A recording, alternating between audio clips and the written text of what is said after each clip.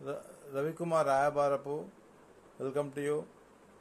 Ravi creations 123 Bhagavad Gita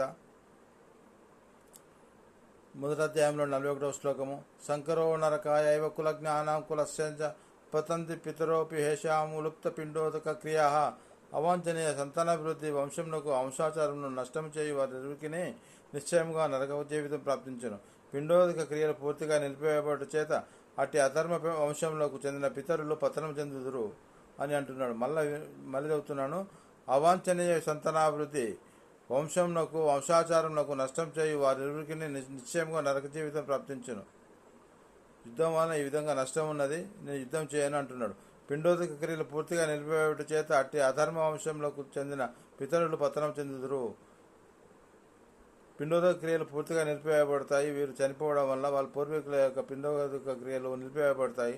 అధర్మ వంశంలో చెందిన పితరులు పతనం చెందుతారు.